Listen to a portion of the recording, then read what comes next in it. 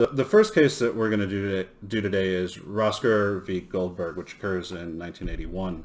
And this case has to deal with the armed services. It's the first of two cases that we're kind of going to do that deal with the armed services. This case in particular deals with the Selective Service Act. Now, the Selective Service Act authorized the president to require men age 18 to 26 to register for the draft.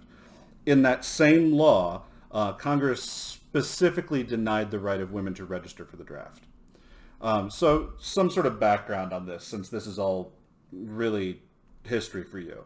The military draft ended in 1973, largely because of opposition to the Vietnam War. So between the years of 1973 and 1980, the U.S. military was 100% volunteer because there was no draft and no registration for a potential draft. But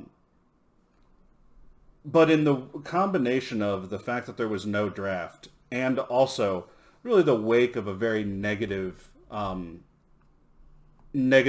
conflict, the Vietnam War, numbers in the military, individuals serving, began to drop precipitously. But what at the same time also what started occurring is women began to serve more often in the military and also began to serve in positions in which they generally had not served in the past. Then in 1979, the Soviet Union invades Afghanistan, and there begins to become bubblings up about the question of whether an all-volunteer army was really going to be sufficient to sort of play out what would ultimately be the end of the Cold War. So really, as a consequence of these sort of confluence of events, President Carter at the time asked Congress to revive registration for the military draft in the event that a draft was ultimately needed. But President Carter had military service. He was a graduate of the U.S. Naval Academy and knew very well the importance and the influence of women in the military. And so his request specifically included that the registration be both for men and women. Congress didn't allow that. Congress moves forward with just men and specifically textually omits women from the Selective Service Act. So when the president invokes his authority under the Selective Service Act in 1980, on the same day, a number of lawsuits challenged the constitutionality of this male-only registration process.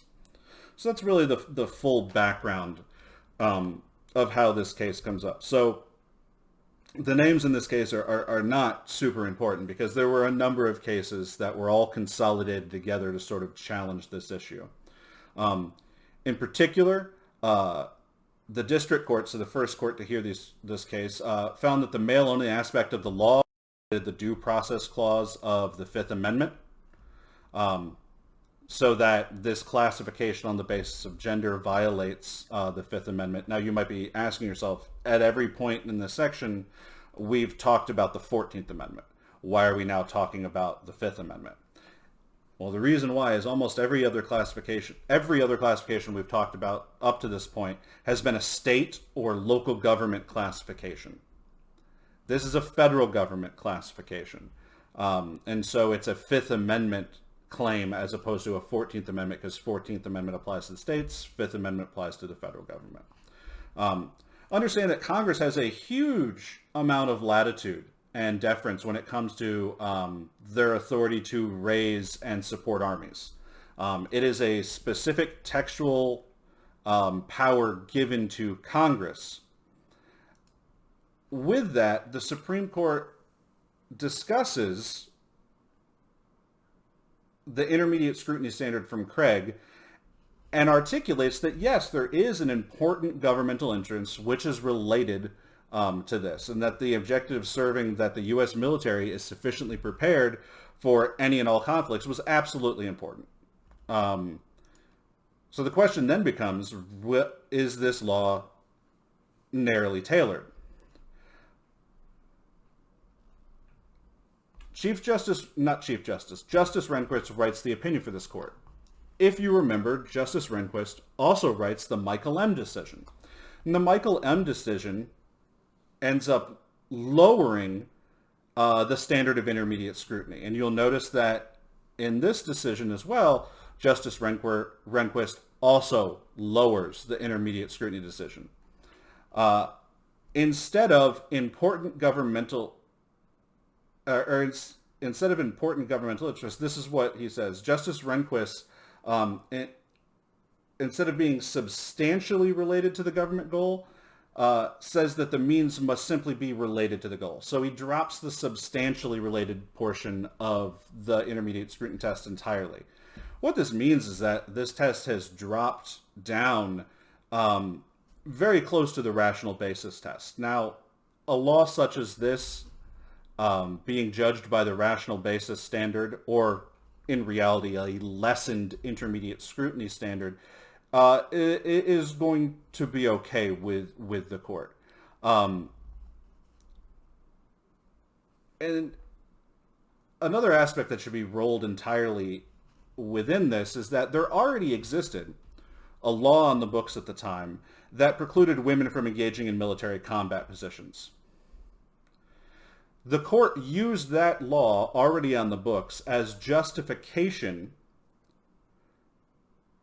for Congress's mandate that women be excluded from registering for the draft.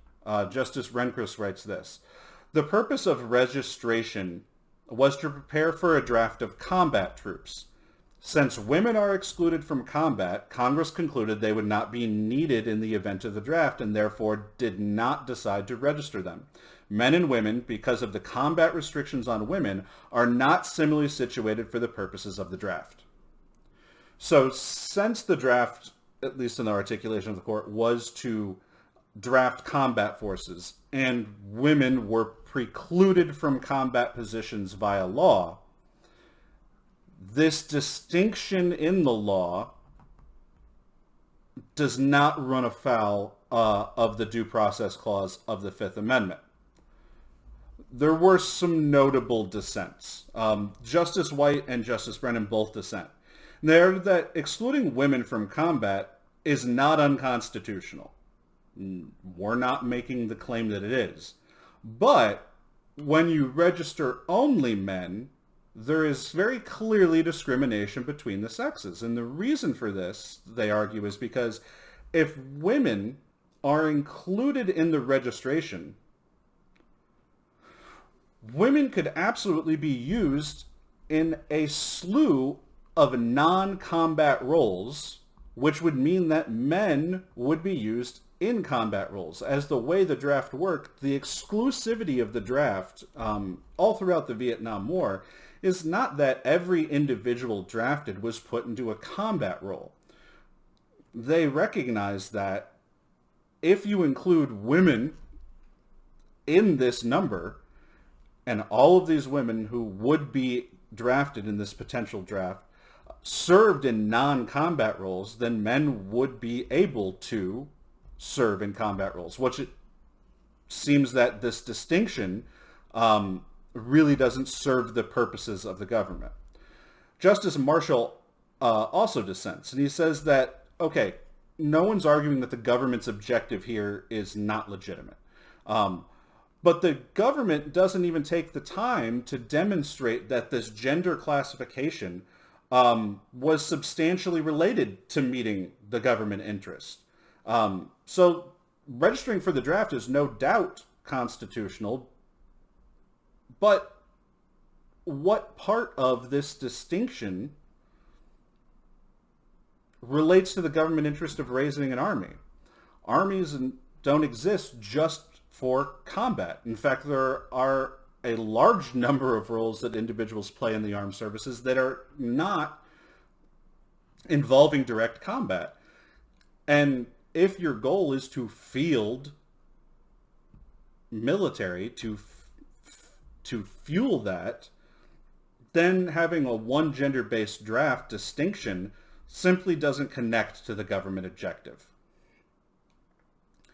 Well, this is absolutely a huge political issue at the time. So this decision is taking place in a very charged political environment.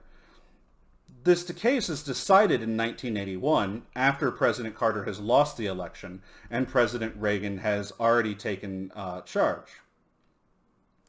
One of the reasons why Carter put forward this draft and asked Congress to engage it was to appear to be strong on the issue of military and military services, because a number of occurrences occurred during his time in office that made him appear very weak in terms of foreign policy. And so this was not a campaign stunt, but it was a calculated tactic.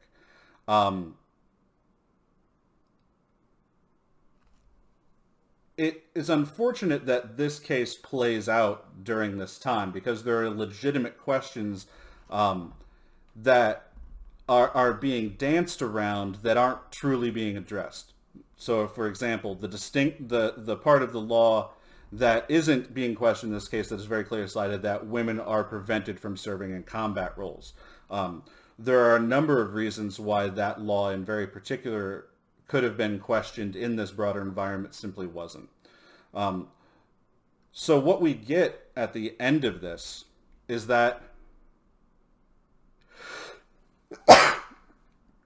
this distinction, this gender-based distinction, is constitutional under the Fifth Amendment over the objections of three of the more liberal members of the court. And also that intermediate scrutiny standard has been lowered once again by Justice Rehnquist. Remember, Justice Rehnquist, not on the court when the Craig v. Bourne decision, or is on the court during the Craig v. Bourne decision, does not agree that intermediate scrutiny should be a thing. In both Michael M. and Rostker, he does state he is using intermediate scrutiny, and then seems to not use it or lower the standards of intermediate scrutiny. So where is this going to go? What is ultimately going to happen? And we're going to see what really and truly happens in U.S. v. Virginia when Justice Rehnquist has become Chief Justice Rehnquist, and also one of the real architects of gender rights before the court, and that being Ruth Bader Ginsburg, is elevated to become Justice Ginsburg.